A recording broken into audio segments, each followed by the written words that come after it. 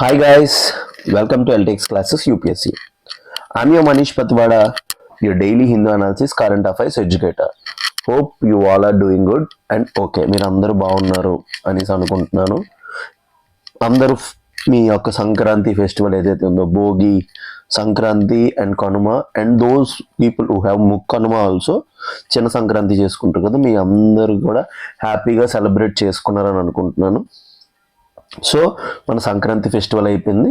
It's time now to start our preparation అనమాట. మన preparation మళ్ళీ స్టార్ట్ చేసే టైం వచ్చేసింది విత్ మోర్ ఇంటెన్స్ ఎనర్జీ. ఈ 5 days 6 days 1 week ఏదైతే ఉందో బాగా ఎంజాయ్ చేశారు కాబట్టి రిలాక్స్ అయిన టైం అయిపోయింది. So it's time for start your preparation. మీరు రిలాక్స్ అయిన హిందూ అనాలిసిస్ నేను ఎప్పుడు ఆపలేదు. 15th అప్లోడ్ చేశాను, 16th పేపర్ రాలేదు, 17th ఇప్పుడు అప్లోడ్ చేసేస్తున్నాను. I'm on my track to do justice to you guys. మీరు రిలాక్స్ అయినా చిల్ అయినా బట్ ఒక్క ఆస్పిరెంట్ ఉంటాడు, ఎవడో ఒకటి చదువుతూనే ఉంటాడు అనమాట. వాడి గురించి నాకు కన్సర్న్ అనమాట. మీరు ప్రిపరేషన్ అయినా అవ్వకపోయినా లేకపోయినా ఆ ఒక్కడు నా గురించి వెయిట్ చేస్తుంటాడు పాపం. పండగని ఇదని అన్నీ వదిలేసుకొని తన ఫోకస్ మీదే మన హిందూ అనాలిసిస్ మనం చేస్తూనే ఉన్నాం. అన్ని హిందూ అనాలిసిస్ని అప్లోడ్ చేసేసి ఉన్నాయి. సో ఇవాళ హిందూ అనాలిసిస్ కూడా ఇది 17th అప్లోడ్ అయిపోతుంది. I hope every one will do good. Year మీ అందరికీ కూడా మంచిగా ర్యాంక్స్ రావాలి, మీరు అందరూ ర్యాంక్స్ తెచ్చుకొని మీరు అనుకున్న పొజిషన్స్కి వెళ్ళాలనేసి గాడ్స్ని ప్రే చేస్తున్నాను. నేను ఎప్పుడు కూడా గాడ్ని ప్రే చేయను, నాకేంటో ఏం దేవుడి దగ్గరికి వెళ్ళినప్పుడు ఏం మొక్కలో తెలియదు. బట్ ఫస్ట్ టైం సంక్రాంతిలో మీరు అందరూ బాగా మీరు అనుకున్న పొజిషన్కి వెళ్ళాలని కోరుకున్నా. సో నా ప్రేయర్స్ మీతో పాటు ఉంటాయి ఎప్పటి కూడా. ఐ విష్ మీరు నాకంటే చిన్నవాళ్ళు పెద్దవాళ్ళు ఏమీ తెలియదు, but I have wished for you guys. So ఎప్పుడు కూడా హార్డ్ వర్క్ నమ్మండి, హార్డ్ వర్క్ నమ్మితే always justice will be with you guys. అదైతే మాత్రం నేను చెప్పగలను. And thank you so much for giving me this much attention. ఈ 4-5 months నేను ఎడ్యుకేషన్ ఫీల్డ్లోకి వచ్చి పెద్ద సీనియర్ని కాదు, జూన్లో వచ్చా. June to 6 months లోపల నాకు ఇంత పెద్ద మంచి రిసెప్షన్ ఇవ్వడం, మీరందరూ నన్ను ఎట్లా రిసీవ్ చేసుకోవడం అనేది నాకు ఒక memorable moment in my life అనమాట. So I will always cherish this moments. ఇది ఏదైతే టీచింగ్ లెవెల్ మీరు ఇచ్చారో ఇది ఎప్పుడు నేను చెరిష్ చేస్తాను. ఇంకా చాలా మందికి ఇంకా సపోర్ట్ చేయాలి, ఇంకా మనం కమ్యూనిటీని గ్రో చేయాలని అనుకుంటున్నాను అనమాట. ఐ హోప్ మన ఇనిషియేటివ్ అనేది it will reach the unserved sections of the society, mainly to those people who are unable to pay. Rural aspirants ఎవరైతే ఉన్నారో వాళ్ళ దగ్గరికి మన అనాలిసిస్ వెళ్ళాలన్నమాట. అది మన టార్గెట్. అదంతా జరగాలంటే the only thing that is required is your likes, shares, subscribes and comment. మీరు ఎప్పుడైతే ఇవన్నీ చేస్తారో మన అనాలిసిస్ అనేది అన్ని చేతిలో వెళ్ళిపోతుంది అనమాట. So blockbuster year end offer మీకు తెలిసిందే, 20% offer on all courses. Before December మంత్లో ఇచ్చాం, January 15th వరకు ఇచ్చాం. This stands completed. మన blockbuster year end offer అనేది ఎండ్ అయిపోయింది అనమాట. సో మన దగ్గర అన్ని ఆఫర్స్ అన్నీ ఎండ్ అయిపోయి, సో ఇప్పుడు కోర్సెస్ అన్నీ కూడా నార్మల్ ప్రైజెస్కి మీకు అవైలబుల్ ఉంటాయి అనమాట. ఏవి కూడా మీకు డిస్కౌంట్ లోపల రావు. So those candidates who have benefited from it, it's okay. Those who have not benefited, ఇప్పటికీ కూడా మన కోర్సెస్ అనేవి compare to other market prices మన కోర్సెస్ అనేవి బాగా తక్కువ. That too we have EMI option ఉంది కాబట్టి రూరల్ స్టూడెంట్స్ అందరికీ కూడా ఇది benefit at very low cost. 5,000కే మన దగ్గర ఈఎంఐ ఉంది కాబట్టి మీకు చాలా అంటే చాలా హెల్ప్ఫుల్. సో మన దగ్గర ఎల్టీఎక్స్ క్లాసెస్ లోపల ప్రిలిమ్స్ మంత్ వచ్చేసింది. నోటిఫికేషన్ అనేది ఒక 1 weekలో వచ్చేస్తుంది. UPSC it has been delayed due to administrative reasons. మన యూపీఎస్సీ ప్రిలిమ్స్ 2026 కోర్సెస్ ఏవైతే ఉన్నాయో మీ గురించి యూపీఎస్సీ 2026 హ్యాక్ సిరీస్ తీసుకొచ్చాం. సో క్రాష్ కోర్స్ అనమాట. క్రాష్ కోర్స్లో బెనిఫిట్ ఏంటంటే మీరు ఇప్పుడు టెస్ట్ సిరీస్ రాయాలి, ఒకవైపు రివిజన్ చేయాలి, ఒకవైపు సబ్జెక్ట్లో రాని సబ్జెక్ట్స్ నేర్చుకోవాలి, ఒకవైపు టెస్ట్ సిరీస్ రాయాలి, డిఫరెంట్ ఒకవైపు కరెంట్ అఫైర్స్ చూసుకోవాలి, ఇవన్నీ కూడా చూసుకోవాలి. మీకు చాలా అంటే చాలా బర్డెన్. ఈ 4 months పీరియడ్ ఏదైతే ఉంటుందో ఒక రోలర్ కోస్టర్ లాంటి పీరియడ్ అనమాట. ఇలాంటి పీరియడ్లో మీకు హెల్ప్ చేయడానికి ఎల్టీఎక్స్ క్లాసెస్ నుంచి మేము మీకు యూపీఎస్సీ ప్రిలిమ్స్ 2026 క్రాష్ కోర్స్ తీసుకొచ్చాం. మన ఈ క్రాష్ కోర్స్లో బెనిఫిట్ ఏంటంటే ఫస్ట్ మీకు యూపీఎస్సీ ప్రిలిమ్స్ 2026 హ్యాక్ సిరీస్ వస్తుంది. ఈ హ్యాక్స్ యొక్క వీడియో సమ్యక్ సార్ది డెమో ఉంది, మీరు చూస్తే మీకు అర్థమైపోతుంది. ఈ హ్యాక్స్ అనేవి ఏంటంటే ఎగ్జామ్కి వెళ్ళినప్పుడు మనకి ఏమీ తెలియదు అన్నప్పుడు బయటికి ఎట్లా పడాలి, మంచి ప్రాబబుల్ రైట్ ఆన్సర్ని ఎట్లా సెలెక్ట్ చేసుకోవాలని దాన్ని చెప్పడానికి హెల్ప్ చేస్తుంది అనమాట. మీ దగ్గర ఉన్న నాలెడ్జ్ని యూటిలైజ్ చేసేసి ఎగ్జామినర్ మైండ్ని డీకోడ్ చేసే సిరీస్ అనమాట. సో ప్రిలిమ్స్ 2026 హ్యాక్స్ ఇది 3,000 2,400 మొన్నటి వరకు వచ్చేది, but now it cost you around 3,000. Next prelims test series with video explanation. నార్మల్గా టెస్ట్ సిరీస్ అంటే మీకు పీడిఎఫ్ ఉంటుంది, పీడిఎఫ్ వేసి ఎక్స్ప్లెయిన్ చేస్తారు, కింద ఎక్స్ప్లెనేషన్ ఉంటుంది. But LTX has gone a further step, ఒక స్టెప్ ముందుకెళ్ళి మీకు వీడియో ఎక్స్ప్లెనేషన్లో ప్రొవైడ్ చేస్తున్నాం అనమాట. ఇది 5,000 రూపీస్కి మీకు వస్తుంది. ఎందుకంటే ఈ ఎక్స్ప్లెనేషన్ అంతా కూడా మీకు ఫ్యాకల్టీ చేస్తారు. ఫ్యాకల్టీ చేయడం వల్ల బెనిఫిట్ ఏంటంటే they will explain you in and around areas, ఆ కాన్సెప్ట్ యొక్క ఇన్ అండ్ అరౌండ్ ఏరియాస్ చెప్తారు. 5,000 రూపీస్కి వస్తుంది. Third, complete current affairs revision. మీ పీటీ 365 ఏదైతే ఉందో మీ అందరికీ ఇష్టమైన Manish sir, Manish your friend, your brother, whatever you name it, మీకు ఆ రిలేషన్ నేను అయిపోతాను. కొంతమంది మామ అని కూడా అంటారు నన్ను ప్రేమగా. మిమ్మల్ని మీరు ఏమని పిలిచినా సరే I'm very happy to receive that reception. So complete current affairs PT 365 నేను చేయబోతున్నాను. 6 years ఎక్స్పీరియన్స్. కరెంట్ అఫైర్స్ అనేది ఒక రోజు 2 రోజులు కాదు, 2019 నుంచి ఇప్పుడు 2026కి వచ్చాము. It's nearly more than 6 years. 6 years experience మొత్తం అంతా అన్ని కలుపుకొని క్వశ్చన్ పేపర్ ఎట్లా వస్తుంది, కరెంట్ అఫైర్స్ని ఎట్లా సబ్జెక్ట్కి లింక్ చేసుకుంటూ చదవాలి, ఎక్కడే మీకు మ్యాక్సిమం రివిజన్ అయిపోతుంది అనమాట. కంప్లీట్ కరెంట్ అఫైర్స్ మీకు 3,000కి వస్తుంది. 2,400 మొన్నటి వరకు ఆఫర్లో ఉండేది, ఇప్పుడు ఆఫర్స్ అన్ని పోయాయి అనమాట. Fourth, rapid revision classes. ఇందులో SNT environment rapid revision classes నేనే చేయబోతున్నాను అనమాట. సో 1,500ది మీకు 1,200కి వస్తుంది. And last, geography mapping.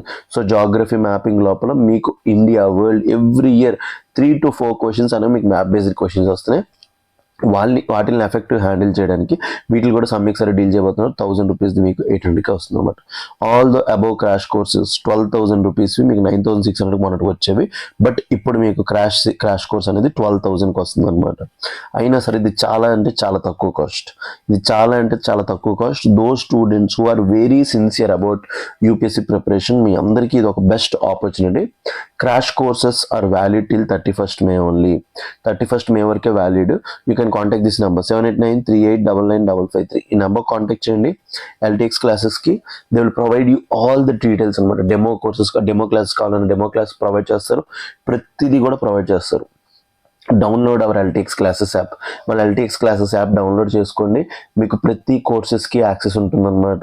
You all guys can utilise the courses అనమాట. ఎప్పుడైతే మీరు ఈ కోర్సెస్ని యూటిలైజ్ చేసుకుంటారో, నిజం చెప్తున్నాను, we're doing out of love for you guys. ఇదైతే మాత్రం లిటరల్లీ మీకోసం లవ్ గురించే చేస్తున్నాం. I hope every one will utilise this opportunity. Crash courses అనేవి ఒక గేమ్ చేంజర్. ఎగ్జామ్లో మీరు ఒక స్టెప్ ముందుకు వెళ్ళడానికి చాలా అంటే చాలా హెల్ప్ అవుతుంది. ఇది ఎల్టీఎక్స్ క్లాసెస్ నుంచి మేము అందరం ఇస్తున్నాం. ఒక స్టాంప్ అనుకోవచ్చు మీరు, రాజమౌళి స్టాంప్ అండ్ స్టాంప్ ఇస్తున్నారు. We're taking it as a prestigious initiative and we're doing this అనమాట. I hope you all guys utilise this opportunity. మీరు అందరూ యూటిలైజ్ చేసుకోండి. మీ అందరికీ కూడా సక్సెస్ వచ్చేలాగా మేము చూసుకుంటాం అనమాట. So the articles that we're going to discuss today. So ఇవాళ మనం 7 ఆర్టికల్స్ డిస్కస్ చేయబోతున్నాం అనమాట. First, budget 2026-27 must keep the growth momentum. So upcoming budget ఏదైతే ఉందో February 1st అనౌన్స్ చేస్తాం. ఆ బడ్జెట్ అనేది మూమెంటంలో ఉండాలంటే ఏమేమి రిఫార్మ్స్ తీసుకొని రావాలనేది ఫస్ట్ ఆర్టికల్ అనమాట. So it's mains related article ఇది. మిగతా అన్ని కూడా prelims related articles. Next, expert panel sets norms for religious sites in sanctuaries. So sanctuaries లోపల రిలీజియస్ సైట్స్ ఉంటాయి కదా, వాటి గురించి నార్మ్స్ పెట్టారంట. సో సెకండ్ ఆర్టికల్ దాని గురించి.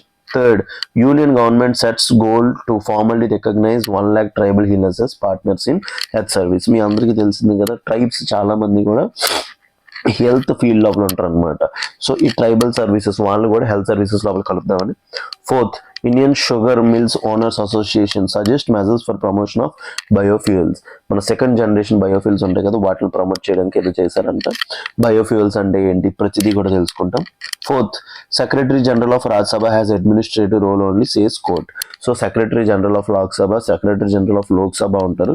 వీళ్ళ యొక్క రోల్ చాలా ఎక్కువ ఉంటుంది అనమాట. Coming from president election, president ఎలక్షన్లో ఎవరు రిటర్నింగ్ ఆఫీసర్ ఉంటారు, ప్రతిదీ కూడా ఉంటాయి. స్పీకర్, ఒకవేళ డిప్యూటీ స్పీకర్ లేకపోతే సెక్రటరీ జనరల్ ఆఫ్ లోక్సభకి తన యొక్క రెసిగ్నేషన్ ఇస్తాడు. సో మొత్తం అడ్మినిస్ట్రేటివ్ ఆస్పెక్ట్ అంతా వాళ్ళే చూసుకుంటారు. So secretary general of Rajya Sabha has administrative role only says court అంటే వాళ్ళకి అడ్మినిస్ట్రేషన్ వరకే ఉంది, దానికి మించి వాళ్ళకి రోల్ లేదని చెప్తున్నారు. Sixth, India EU free trade pact will be mother of all deals says Goyal. So India European union ఏదైతే డీల్ ఉందో, ఫ్రీ ట్రేడ్ అగ్రిమెంట్ డీల్ ఏదైతే ఉందో అది మదర్ ఆఫ్ ఆల్ డీల్స్ అవబోతుంది అనమాట. ఫ్రీ ట్రేడ్ అగ్రిమెంట్ అనేసి పీయూష్ గోయల్ చెప్పారు, minister of commerce and agreement అనమాట. అది ఏంటి దాని పర్స్పెక్టివ్ లో తెలుసుకుందాం. And last article 7th, highest annual spikes of 44,000 startups added last year. So last year 44,000 startup start అయ్యంటే ఇండియాలో. అంటే స్టార్ట్అప్ ఎకో సిస్టమ్ ఎంత బాగా బిల్డ్ అవుతుందో చూడండి. సో ఇలాంటి డేటాని డైరెక్ట్గా మీరు మెయిన్స్లో కోటప్ చేసుకోవచ్చు. స్టార్ట్అప్స్ అనేవి లాస్ట్ 44,000 అయ్యాయంటే India is in moving track. తన యొక్క డెమోగ్రఫిక్ డివిడెంట్ని యూస్ చేసుకుంటుంది. ఇవన్నీ కూడా మీరు మెన్షన్ చేయొచ్చు అనమాట. These 7 articles are very very important articles. Exam లోపల అన్నీ వచ్చే ఆర్టికల్స్ అనమాట. సో మీ గురించి ద బెస్ట్ ఆర్టికల్స్ అన్ని సెలెక్ట్ చేస్తున్నాం మేము, మా టీం. ఎందుకంటే to do complete justice to you guys, మీకు జస్టిస్ చేయడమే మా యొక్క గోల్ అనమాట. So all you guys have to do is likes, share, subscribe and comment. మీరు ఎప్పుడైతే ఇవన్నీ చేస్తారో మాకు ఇంకా మోటివేషన్ వస్తుంది. మోటివేషన్ వచ్చి మీకు ఇంకా చేయాలి అనిపిస్తుంది. Next blockbuster event offer కింద మన ఆప్షనల్ ఇన్ఫినిటీ ఎల్టీఎక్స్ క్లాసెస్లో ఆప్షనల్స్. సో బయట ఆప్షనల్స్ మోర్ దెన్ 60,000 ఉంటుంది, అది కూడా ఒక్కసారే. బట్ ఎల్టీఎక్స్లో బెనిఫిట్ ఏంటంటే ప్రతి కోర్సు కూడా మీకు ఇన్ఫినిటీతో వస్తుంది అనమాట. Life long you can access. So మన దగ్గర ఉన్న ఆప్షన్స్ ఏంటండి? PSIR, PubAd, sociology, anthropology, Telugu literature. ఈ 5 ఆప్షన్స్ కూడా మన దగ్గర బెస్ట్ ఫ్యాకల్టీ ఉన్నారు, డీల్ చేసే ఫ్యాకల్టీ. వీళ్ళందరూ కూడా మీకు ఎక్స్ప్లెయిన్ చేస్తారనమాట. బెస్ట్ టీమ్ ఉంది, బెస్ట్ కంటెంట్ మీకు ఇవ్వడానికి రెడీ అయ్యారు. Fees is very very minimal, 30,000. ముందున్న 24,000, 6,000 ఆఫర్ పోయింది. ఇప్పుడు you can get option for 30,000, that too with EMI option ఉంది. కాబట్టి it is at very very low cost. మీకు బయట ఉన్న ప్రైజెస్కి 50% ప్రైజెస్కే మీకు ఆప్షన్స్ అన్నీ వస్తున్నాయి. కాబట్టి I hope every one will utilise these optionals అనమాట. సో ఆప్షనల్ క్లాసెస్ డెమో విందామన్నా, ఏం చేద్దామన్నా, కాంటాక్ట్ దిస్ నెంబర్ 7893899553. ఈ నెంబర్ కాంటాక్ట్ చేయండి. Bharati ma'am will be there. She will guide you through the course అనమాట. మీకు కోర్స్ మొత్తాన్ని గైడ్ చేస్తారు. She will help you. So download our classes, LTX classes app download చేసుకోండి. కోర్సెస్ గురించి మొత్తం details తెలుసుకోండి, మీకు కంప్లీట్ ఇన్ఫర్మేషన్ ఉంటుంది. ఇంకా those guys who are in and around విశాఖపట్నంకి ఇన్ అండ్ అరౌండ్ ఎవరైనా ఉంటే మీరు అందరూ కూడా ఎల్టీఎక్స్ క్లాసెస్కి ఆఫ్లైన్ క్యాంపస్ మనకి విశాఖపట్నంలో ఉంది. Air condition classrooms, digital boards and student friendly teachers అనమాట. మీకు ఆఫ్లైన్ లోపల కూడా క్లాసెస్ రన్ అవుతున్నాయి. I hope every one will utilise this opportunity. So with this we will start our analysis. Okay, let's get started with our mains article. Budget 2026-27 must keep the growth momentum. So ఇదంతా మీకు తెలియాలనుకుంటే 2023-24, 24-25, 25-26.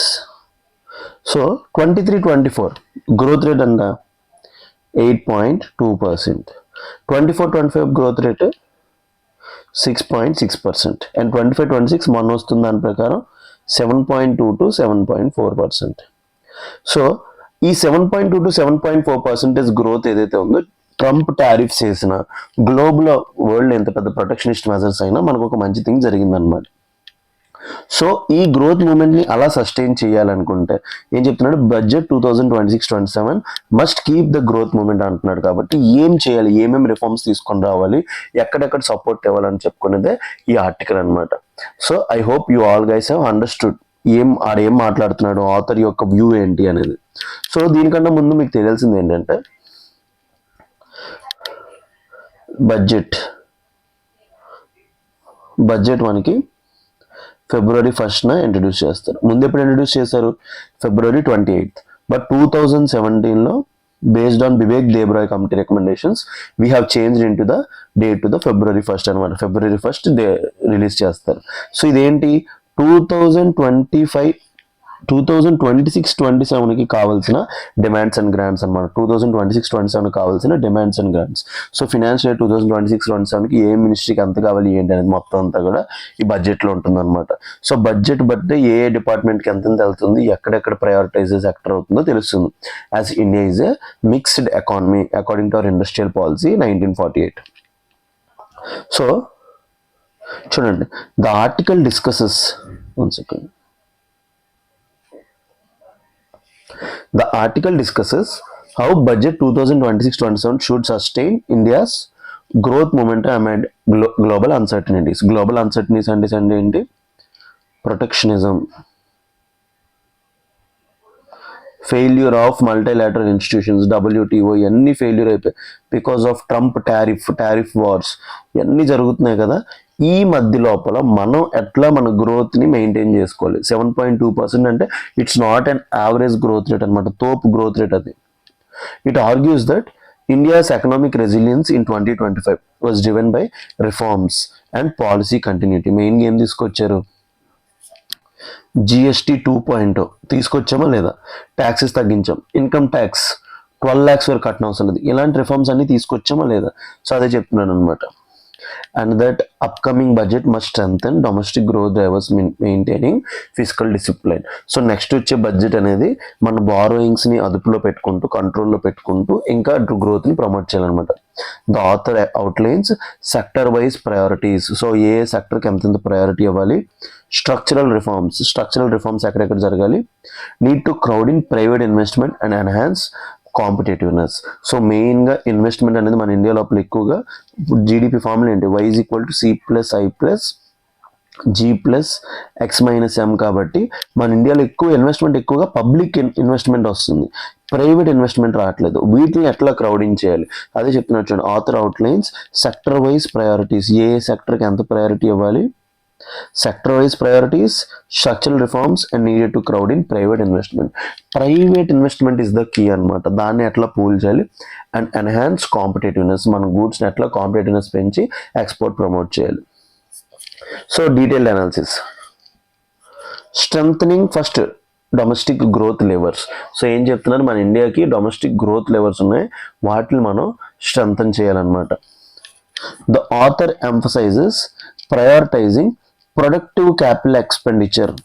So ఎక్స్పెండిచర్లో రెండు ఉంటాయి, revenue expenditure and capital expenditure. Revenue expenditure అంటే recurring expenditure అనమాట, salaries pensions ఇవన్నీ ఎప్పుడు పడితే అప్పుడు కట్టుతూ ఉండాలి. క్యాపిటల్ ఎక్స్పెండిచర్ ఏంటంటే either your assets will increase or liabilities will decrease. మీకు కోర్ కాన్సెప్ట్స్ చెప్పేస్తున్నాను ఇక్కడ, ఫ్రీగా చెప్పేస్తున్నాను నేను. సో మీరు అందరూ యూటిలైజ్ చేసుకుంటారు, ఎవరెవరైతే తెలివైన వాళ్ళు ఉంటారో యూజ్ చేసుకుంటారు అనుకుంటున్నారు. క్యాపిటల్ ఎక్స్పెండిచర్ అంటే your assets will increase or liabilities will decrease అనమాట. సో ఇందులో ఏమంటాడు, ప్రొడక్టివ్ క్యాపిటల్ ఎక్స్పెండిచర్ అంటాడు. ప్రొడక్టివ్ క్యాపిటల్ ఎక్స్పెండిచర్ అంటే లైబిలిటీస్ కన్నా అసెట్స్ మీద ఖర్చు పెడితే దానివల్ల ఏమవుతుందంటే ప్రొడక్టివిటీ పెరుగుతుంది, జీడిపికి ప్రమోట్ చేస్తుంది.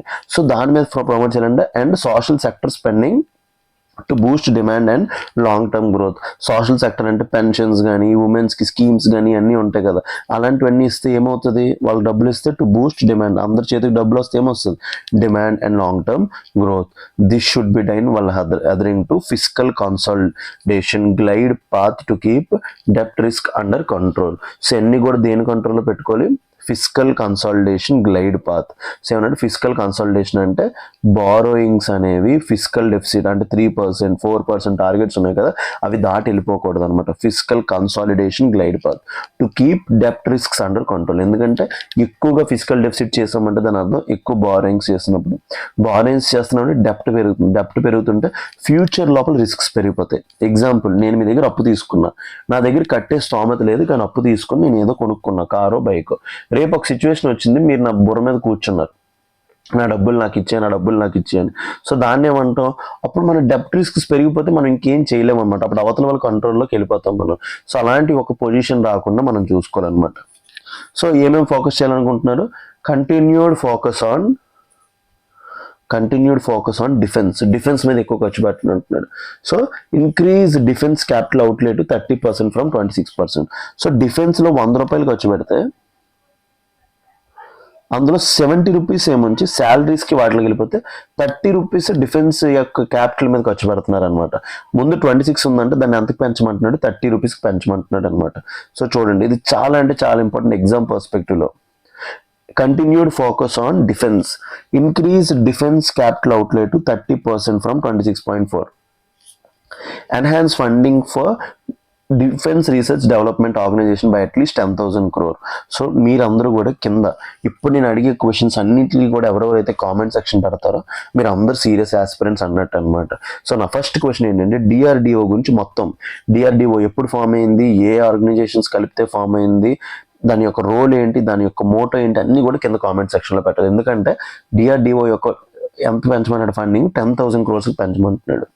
Next expand defense industrial corridors currently in UP and Tamil Nadu and consider establish one in Eastern India. So మనకి డిఫెన్స్లో 2 ఇండస్ట్రియల్ కారిడార్స్ ఉన్నాయి, ఒకటి యూపీలో ఉంది, ఇంకొకటి తమిళనాడులో ఉందన్నమాట.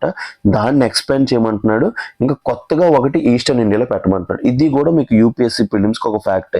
In India how many defence industrial corridors does we have అంటే మీ ఆన్సర్ ఏమవ్వాలి 2 అనమాట. ఒకటి యూపీలో ఉంది, ఇంకొకటి తమిళనాడు.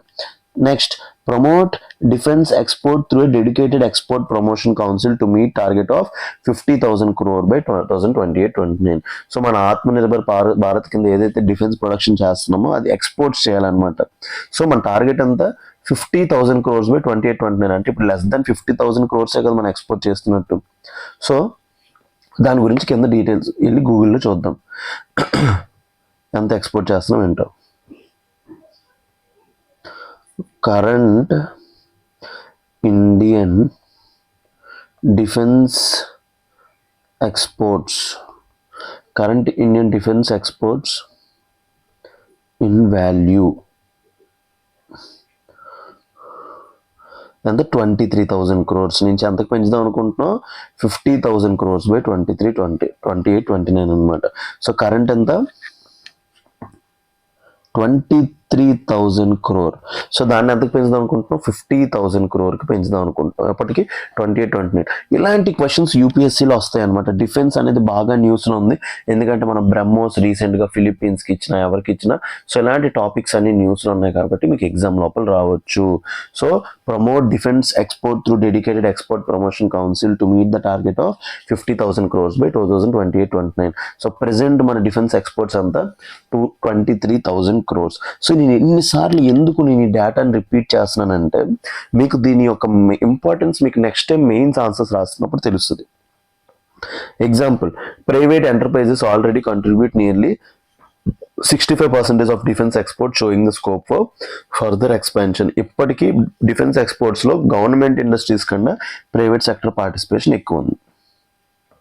నెక్స్ట్ ఫోకస్ దేని మీద, ఇందాకే మెయిన్స్ ఆర్టికల్స్లో డిస్కస్ చేసాం. ఇందాకంటే 15th నేను అది ఒకేసారి రికార్డ్ చేస్తున్నా కాబట్టి 2 కూడా ఇందాక అనేసాను. So clean energy and critical minerals. So critical minerals గురించి మనం ఫోకస్ చేస్తున్నాం, ఎందుకంటే దానికి కావాల్సింది ఏంటి, మనకి రెన్యూబుల్ రేర్ ఎర్త్ ఎలిమెంట్స్ అన్నీ కావాలి కదా. సో వాటి మీద ఫోకస్ చేయాలన్నమాట.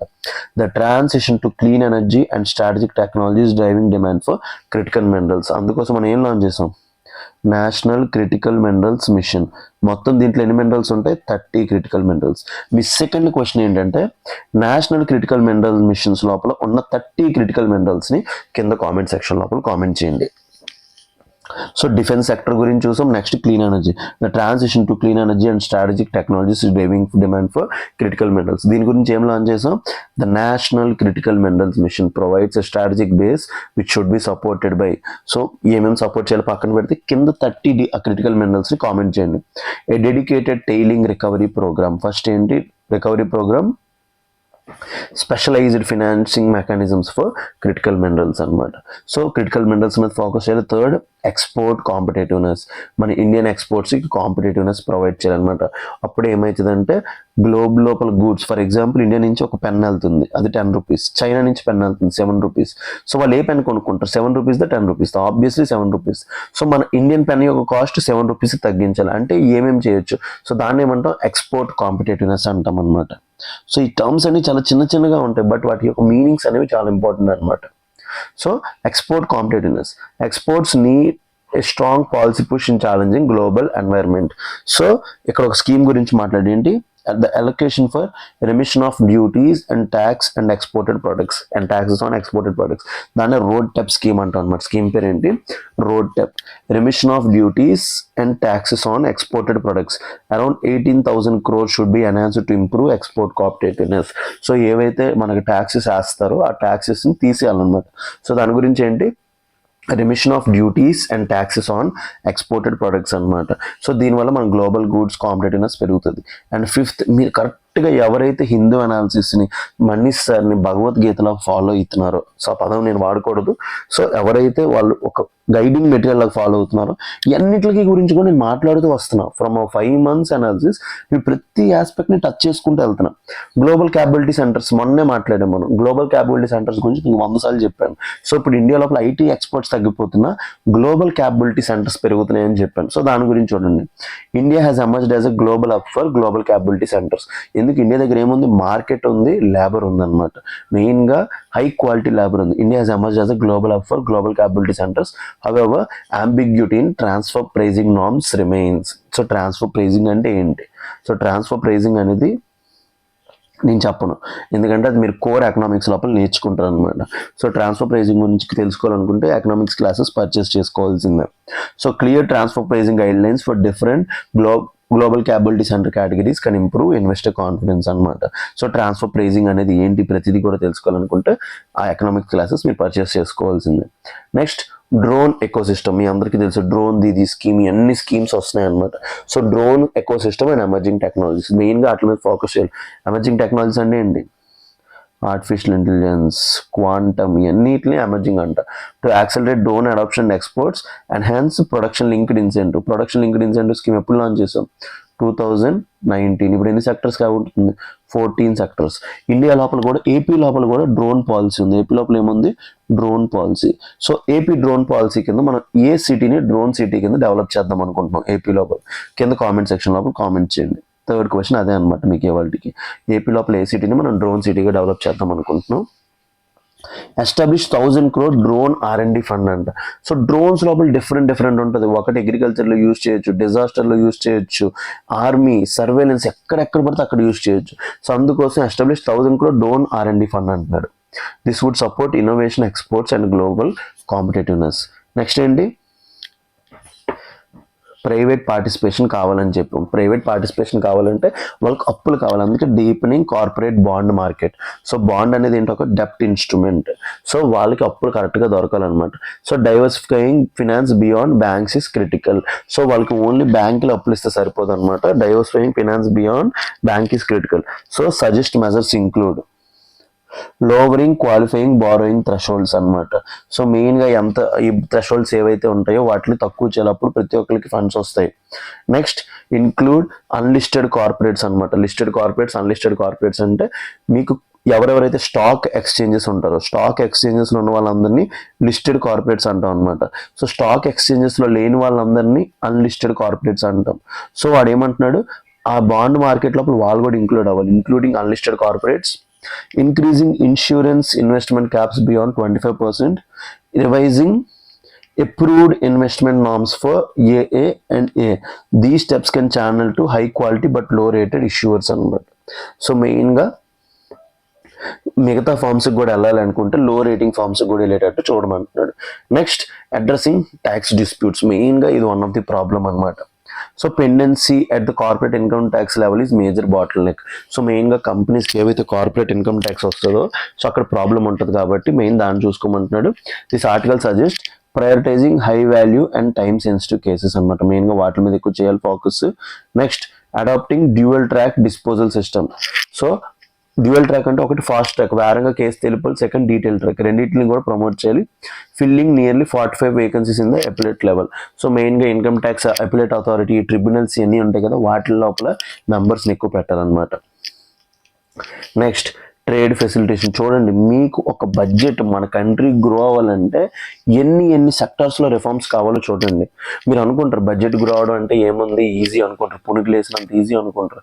ఇక్కడ చూస్తున్నారు కదా ఆథర్ ఎన్ని సెక్టర్స్ లోపల రిఫార్మ్స్ చెప్తున్నారు. సో మీ అందరూ ఏమనుకుంటారు, ఎకనామిక్స్ ఎందుకు కష్టమైన సబ్జెక్ట్ అంటే మీరు అందరూ కూడా జీడిపి అంటే ఏంటి, జిఎన్పి అంటే ఏంటి చదువుతారు. అది అసలు మ్యాటరే కాదు. ఇప్పుడు చూడండి మన యొక్క ఏదైతే ఎంఫసిస్ ఉందో అన్ని సెక్టర్స్ లోపలికి వెళ్తుంది. అప్పుడే జీడిపి గ్రోత్ అనేది ఒక సెక్టర్ మీద డిపెండ్ అవ్వదు. It depends on multiple sectors అనమాట. సో ఈ ఆర్టికల్ బట్టి మీకు అర్థమయ్యే ఉంటుంది. So remove restrictions that exclude newly incorporated companies from AEO certification అనమాట. సో వాటి నుంచి తీసేసేయండి. Continue custom tariff rationalization.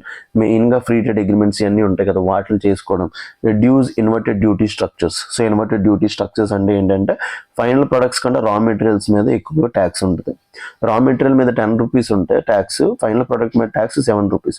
So మీకు ఏంటి లాస్, రా మెటీరియల్ మీద కొనుక్కున్నాడు 3 రూపాయలు లాస్ అనమాట. So inverted duty structures, improved manufacturing competitiveness, so వీటిని ప్రమోట్ చేయాలన్నమాట. సో దీని గురించి suggestions by the author. Maintain fiscal prudence while increasing growth oriented capex. So government డబ్బులు ఖర్చు పెట్టాలి, బట్ బారోయింగ్స్కి లిమిట్స్ పెట్టుకోవాలి. సో దాన్ని ఏమన్నా fiscal prudence or fiscal consolidation అంటాం అనమాట. మెయిన్గా అప్పులు ఏవైతే బారోయింగ్స్ వస్తుందో, ఏదైతే ఖర్చులు ఉంటుందో అది బ్రాకెట్లో ఉండేటట్టు చూసుకోవాలన్నమాట. బ్రాకెట్ దాటి ఖర్చు పెట్టకూడదు. Next strengthening defence exports clean energy and emerging technologies. మెయిన్గా వీటి మీద ఫోకస్ చేయాలి. So emerging technologies, defence, exports, clean energy. So మీ ఆన్సర్స్ లోపల ఎక్కువగా ఇవి ఫోకస్ అవ్వాలన్నమాట. ఎందుకంటే India is at the cost section అనమాట. Strength and defence exports, clean energy and emerging technologies, మెయిన్గా దీని మీద ఫోకస్ చేయాలి.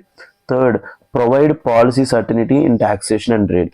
మెయిన్గా పాలసీ సర్టనిటీ వెరీ ఇంపార్టెంట్. అప్పుడే మనకి ప్రైవేట్ ఎంటర్ప్రీనర్స్ వస్తారనమాట.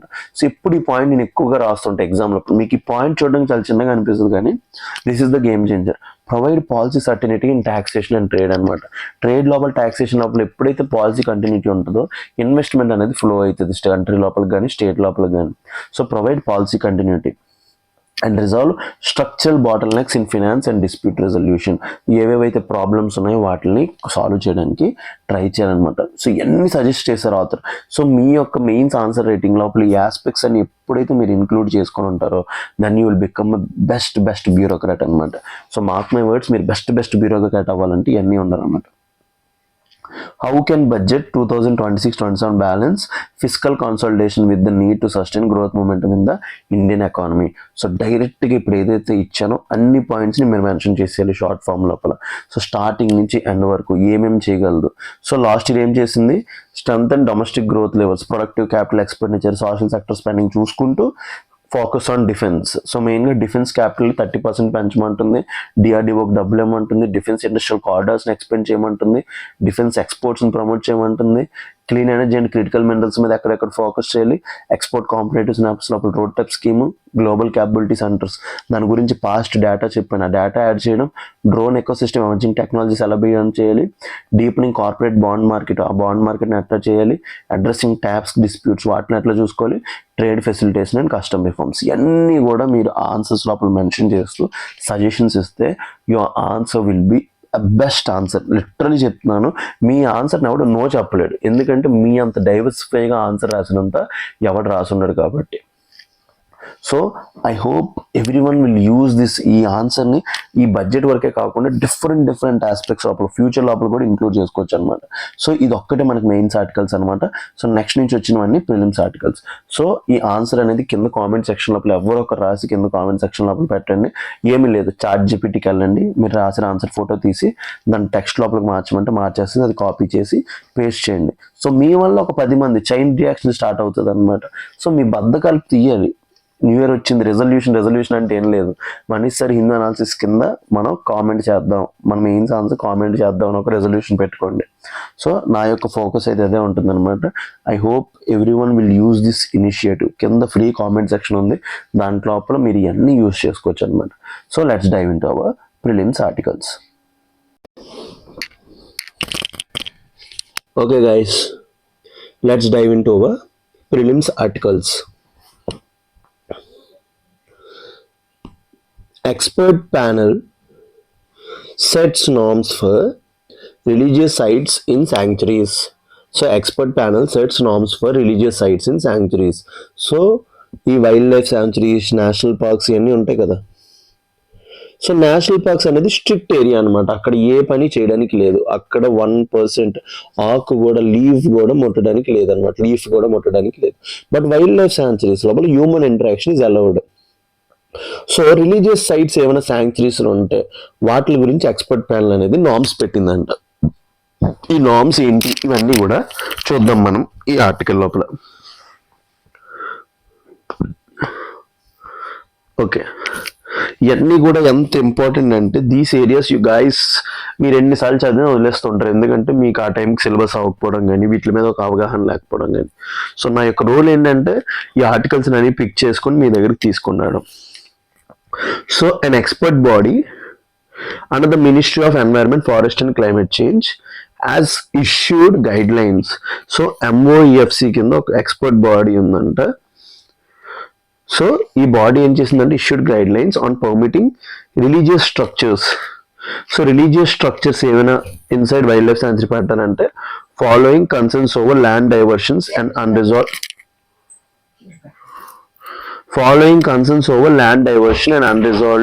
ఫారెస్ట్ క్లెయిమ్స్ అన్నమాట. సో మెయిన్ గా ల్యాండ్ డైవర్షన్ జరిగిపోతుంది, ఇంకా ఫారెస్ట్ రైట్స్ క్లెయిమ్స్ గురించి దీనికి తగ్గ ఇష్యూ అన్నమాట. So background of the issue. The issue arose from a proposal related to Balram Ambaji Wildlife Sanctuary, Gujarat. So Gujarat లోపల ఒక వైల్డ్ లైఫ్ శాంక్చురీ దాని పేరేంటి, Balaram Ambaji wildlife sanctuary. So ఇలాంటివన్నీ కూడా న్యూస్ పేపర్లో ఉన్నవి మనకి యూపీఎస్సీ ప్రిలిమ్స్ లో వచ్చే ఛాన్సెస్ అనేవి బాగా ఎక్కువగా ఛాన్సెస్ ఉంటాయి అన్నమాట.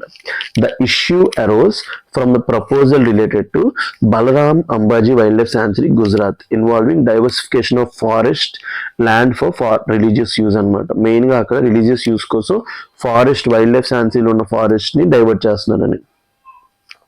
It highlighted unresolved forest rights and risk of setting precedents for similar demands in protected areas. So దీనివల్ల ప్రాబ్లం ఏముంది, అన్రిజాల్వ్డ్ ఫారెస్ట్ రైట్స్ ఏవైతే ఉన్నాయో వాటి మీద మళ్ళీ ఒక రిస్క్ వచ్చే ఛాన్స్ ఉంది. మెయిన్గా ఎందుకంటే ఇలాంటి ప్రొటెక్టెడ్ ఏరియాస్లో ఎలాంటి మళ్ళీ రిక్వెస్ట్లు వస్తాయి, ఇంకా మాకు మా దేవుడు ఎక్కడుంది, మా దేవత ఎక్కడుంది, సో మాకు పర్మిషన్ ఇవ్వండి, ఇదన్నీ కూడా చెప్తారనమాట. So experts panel and it's role. The guidelines were framed by an expert body under the ministry, advises on infrastructure development within the habitats. So a habitat లోపల ఏదైనా ఇన్ఫ్రాస్ట్రక్చర్ కట్టాలనుకుంటే ఇది ఎక్స్పర్ట్ ప్యానల్ అనమాట. The aim is to regulate construction and expansion of religious sites inside protected areas. So ఆ sites లోపల ఏదైనా ఒక expansion చేద్దామన్నా ఏం చేద్దామన్నా వాటిని రెగ్యులేట్ చేయడానికి అనమాట. Core guidelines. సో గైడ్ లైన్స్ ఏంటి, ఇది ఎగ్జామ్ లో వచ్చే ఛాన్స్ ఎక్కువ ఉందన్నమాట. Any construction or expansion on forest land after 1980.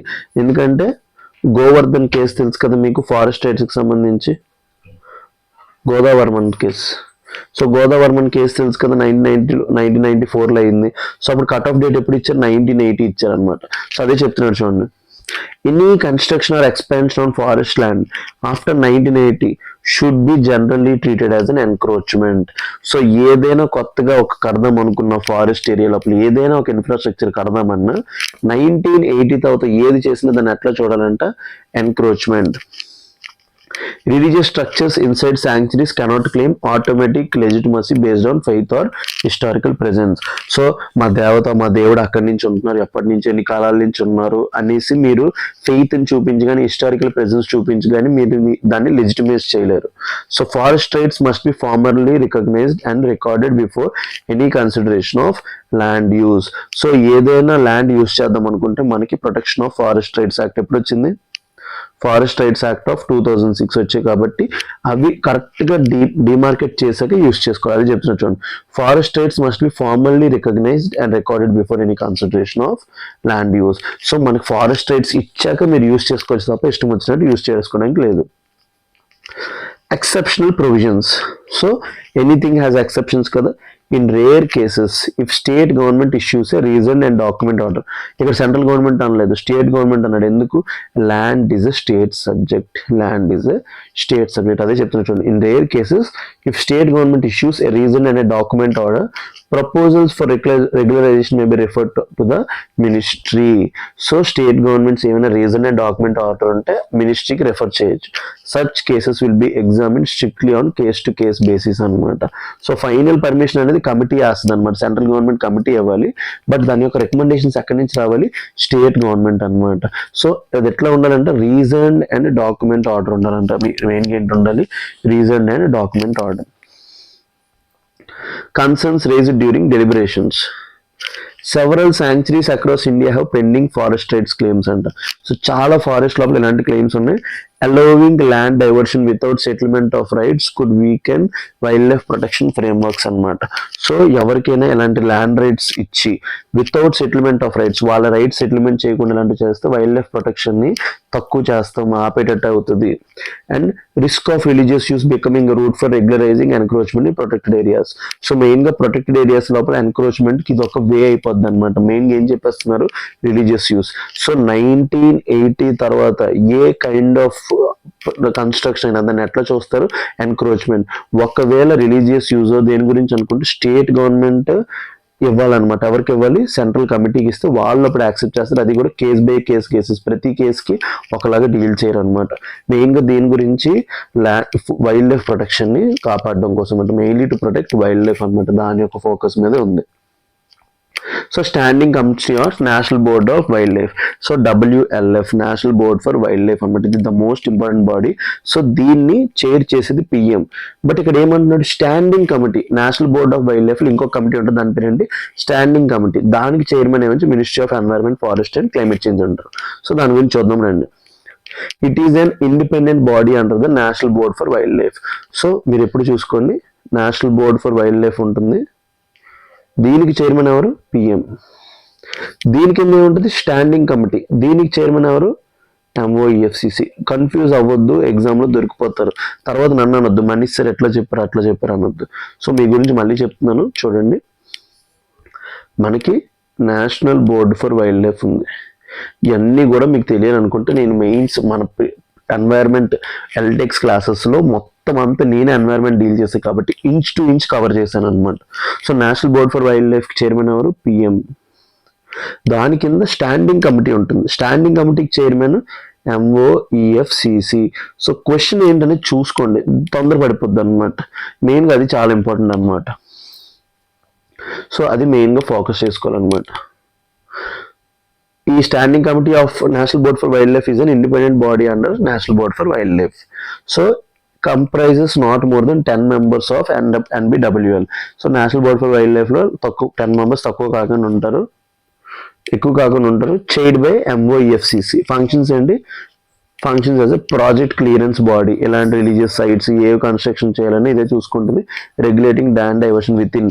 So మెయిన్గా ఎక్కడ చూసుకుంటుంది, ప్రొటెక్టెడ్ ఏరియాస్ అంటే wildlife sanctuaries, national parks, వీటి లోపల ఏదైనా చేయాలనుకుంటే ఇది చూసుకుంటుంది. ఇంకా eco sensitive zones environment protection act 1986 ప్రకారం డిక్లేర్ చేస్తాం.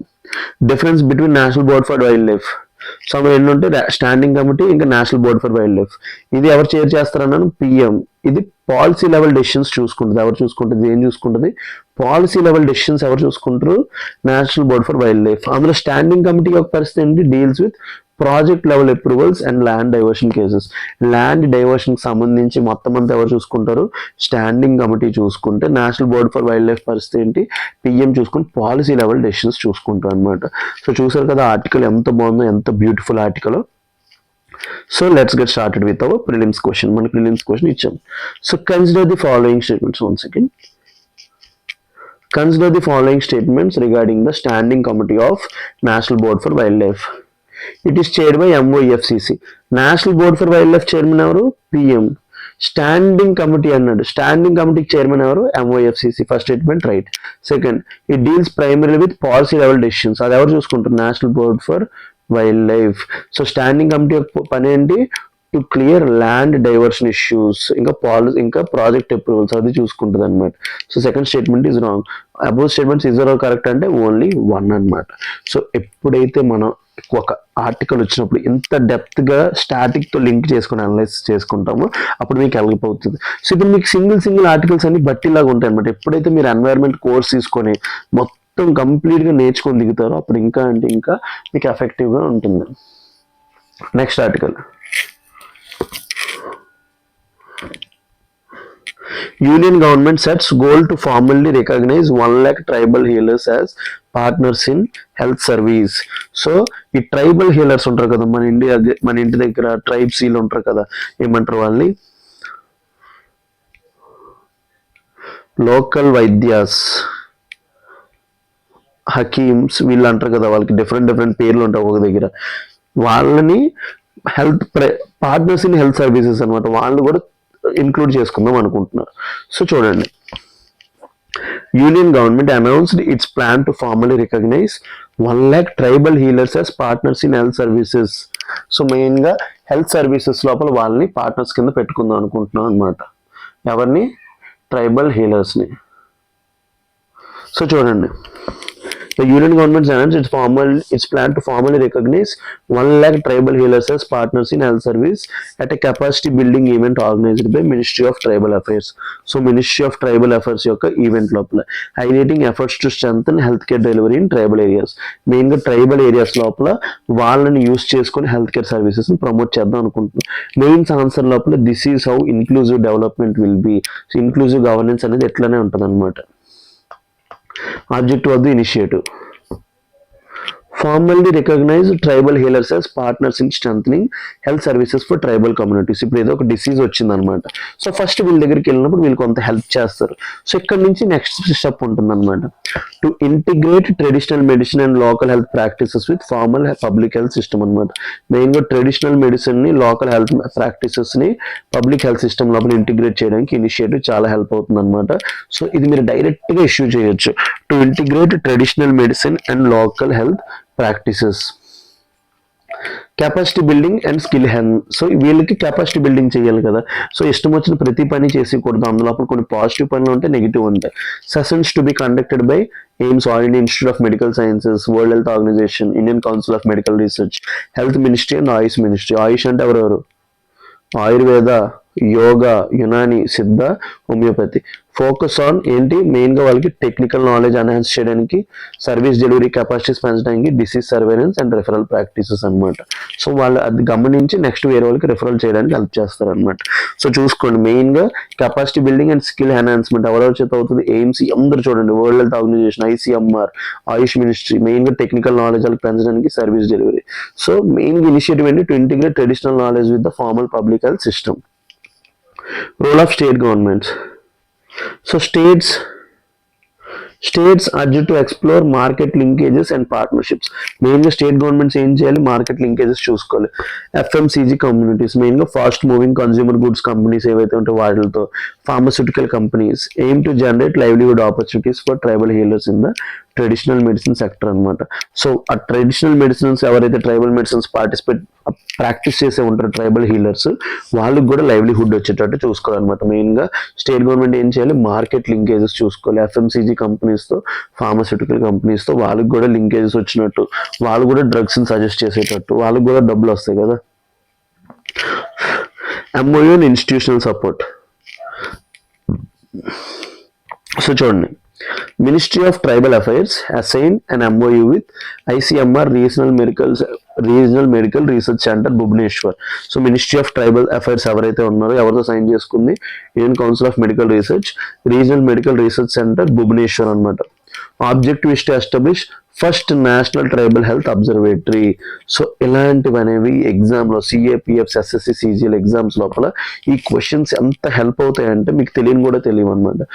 With which regional medical research centre we want to establish first national tribal health observatory అంటే మీరు ఏం పెట్టాలి?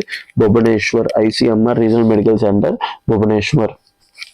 సో చూడండి, ministry of tribal affairs signed MOU with ICMR regional medical research centre Bhubaneswar. Objective is to establish first national tribal health observatory. So దానికి పేరు ఏమంటారు? Bharat tribal health observatory అనమాట. So the observatory లోపల ఏమేమి ఉంటాయి? Institutionalise tribal disaggregated health surveillance అనమాట. మెయిన్గా దాన్ని ఇన్స్టిట్యూషనలైజ్ చేయడం. సెకండ్, సపోర్ట్ ఇంప్లిమెంటేషన్ రీసెర్చ్ చేయడం. Third, promote research driven disease elimination. Special focus on disease such as tribal areas లోపల మెయిన్గా డిసీజ్ వస్తుంది ట్యూబర్క్యులోసిస్, మలేరియా, లెప్రసీ. మెయిన్గా ఈ డిసీజ్ ఎక్కువ వస్తాయి అనమాట. Special focus on disease such as malaria, leprosy and TB అనమాట. ఎందుకంటే ట్రైబల్ ఏరియాస్ ఈ డిసీజ్ అనేవి బాగా ప్రివలెంట్ అనమాట. సో ఈ డిసీజ్ మీద ఎక్కువ ఫోకస్ ఉంటుంది అనమాట. Malaria, leprosy. Address long standing gaps in tribal specific health data and evidence based planning అనమాట. దాని మీద ఫోకస్ చేయడానికి ఉంటుంది. Participation. Over 400 healers from scheduled tribal communities across India addressed the event. ఈ 1 lakh ట్రైబల్ హీలర్స్ని ఇంటిగ్రేట్ చేద్దాం అనుకుంటున్నాం కదా. So ఇప్పుడు 400 మెంబర్స్ ఇప్పుడే పార్టిసిపేట్ చేశారంట ఈవెంట్ లోపల. మినిస్ట్రీ ఆఫ్ ట్రైబల్ అఫైర్స్ ఏంటి, nodal ministry for tribal welfare development and empowerment. So ట్రైబల్కి సంబంధించి మొత్తం ఎంపవర్మెంట్ మొత్తం కూడా ఈ మినిస్ట్రీ చూసుకుంటారు అనమాట. Plays key role in integrating traditional knowledge system with mainstream development initiative. నాకు ఎందుకో ఇది మెయిన్స్కి హెల్ప్ అవుతుంది, ప్రిలిమ్స్కి హెల్ప్ అవుతుంది అనిపిస్తుంది. సో మీరు డైరెక్ట్గా చూసుకోవచ్చు. యూనియన్ గవర్నమెంట్ గోల్ ఏంటి, formally recognise 1 lakh tribal healers as partners in health service.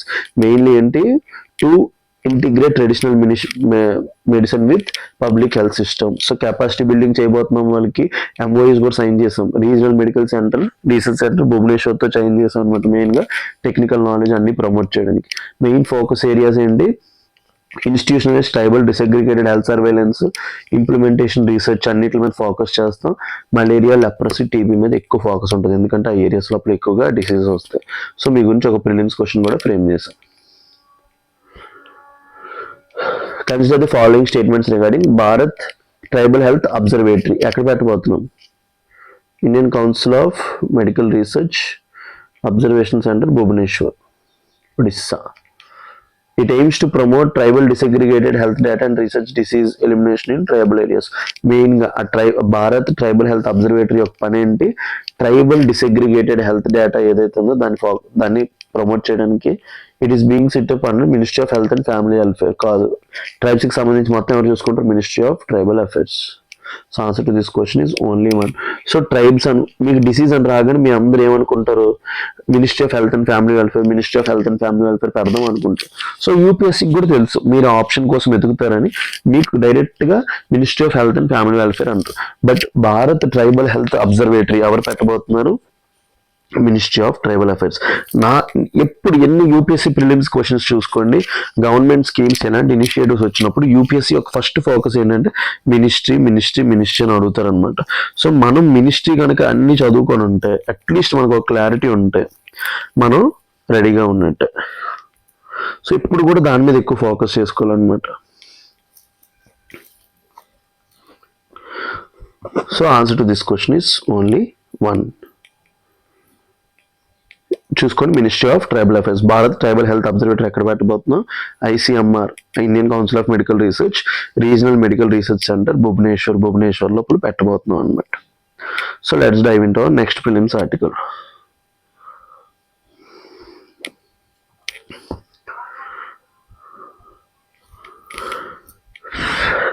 ISMA suggest measures for the promotion of biofuels. Biofuels promote చేయడానికి Indian sugar and bio energy manufacturers association. So ISMA ఏం చెప్పింది, promotion of బయోఫ్యూల్స్ కి measures చేసింది అనమాట, కొన్ని suggestions ఇచ్చింది అనమాట. So ISMA suggest measures for the promotion of biofuels.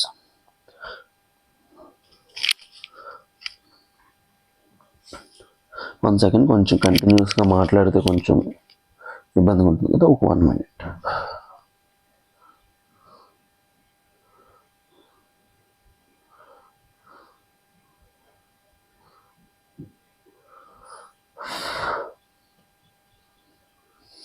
Okay,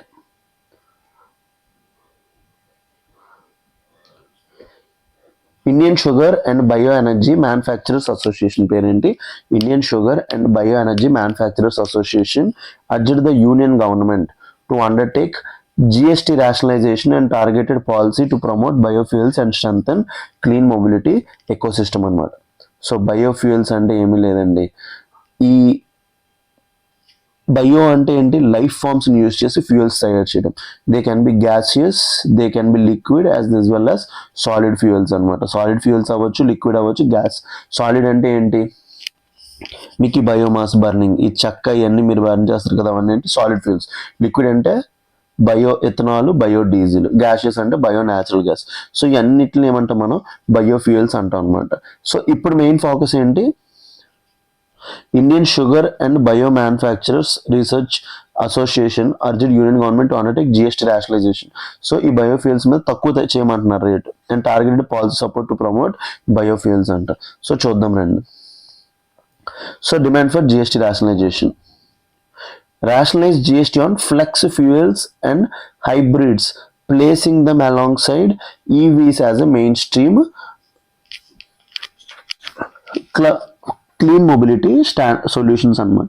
so ఇక్కడ రెండు అన్నాడు అనమాట. ఒకటేంటి flex fuels vehicles. So flex fuels vehicles అంటే ఏంటి? ఫ్లెక్స్ ఫ్యూయల్స్ వెహికల్స్ అంటే డిఫరెంట్ ఫ్యూయల్స్, నువ్వు పెట్రోల్ యూస్ చేసినా రన్ అవుతుంది, ఎథనాల్ యూస్ చేసినా రన్ అవుతుంది. ఆ ఫ్యూయల్స్ ఏమంటాం మనం?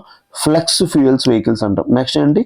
Hybrid vehicles. హైబ్రిడ్ వెహికల్స్ అంటే దాంట్ లోపల ఇంటర్నల్ కంబషన్ ఇంజిన్ ఉంటుంది, ఇంకొక వైపు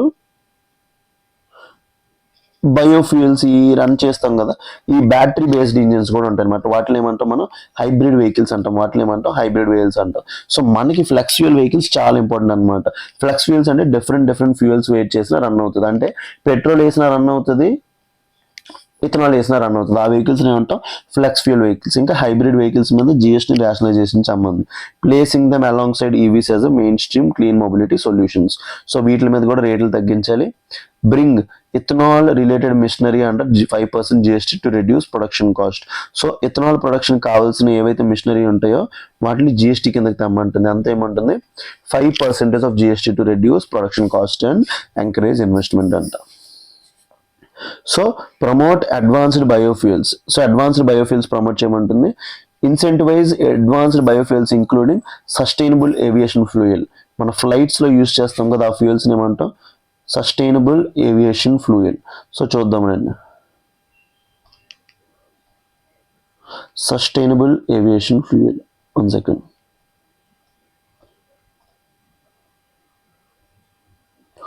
సస్టైనబుల్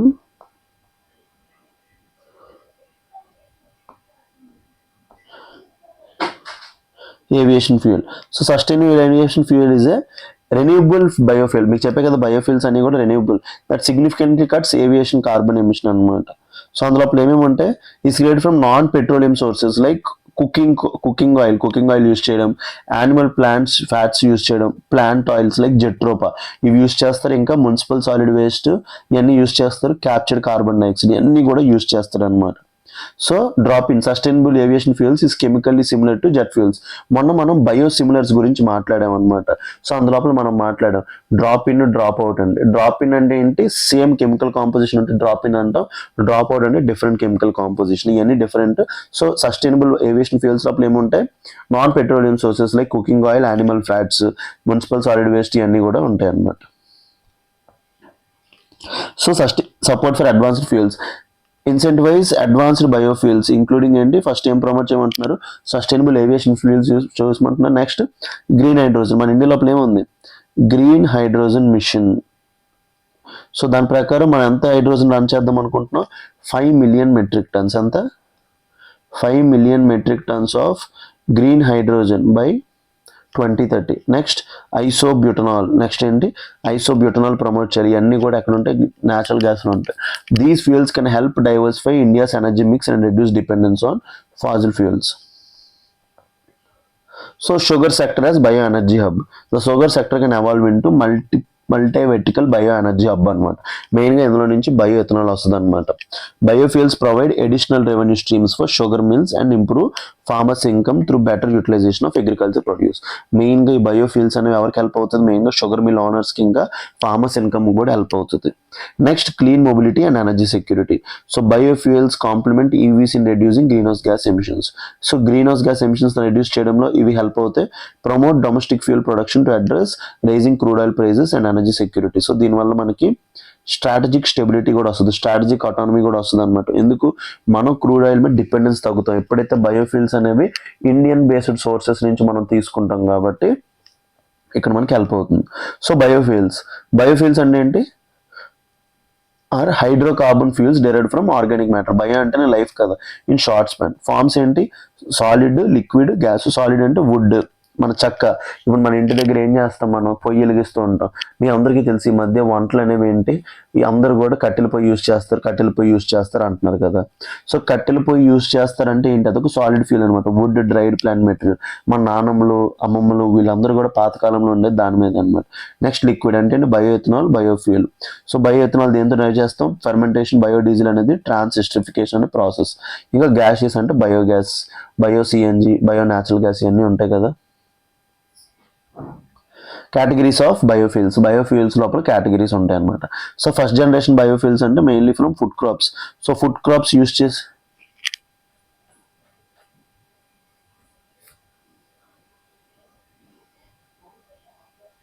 సో చూడండి, సో కేటగిరీస్ ఆఫ్ బయోఫ్యూల్స్ లో టైప్స్ చూడండి. కేటగిరీస్ ఆఫ్ బయోఫ్యూల్స్ ఫస్ట్ ఏంటి, first generation made from food crops. So food crops తో యూస్ చేసే బయోఫ్యూల్స్ ఏమంటాం, ఫస్ట్ జనరేషన్.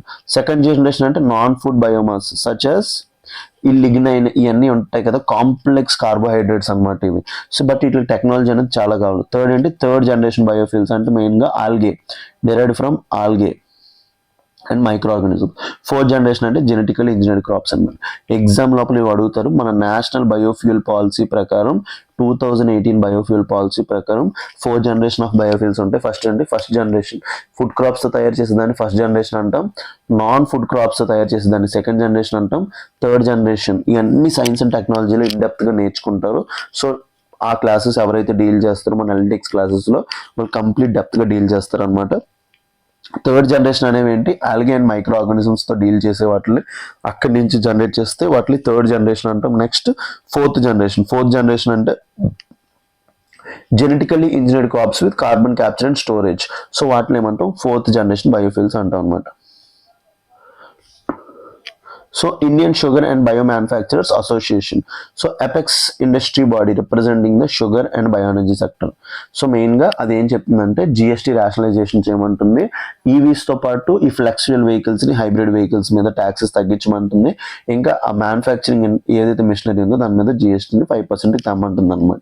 అడిగింది జస్ట్ అది అడుగుతుంది, గవర్నమెంట్ నచ్చితే చేస్తుంది, లేకపోతే లేదు. So consider the following statements regarding బయోఫ్యూల్స్.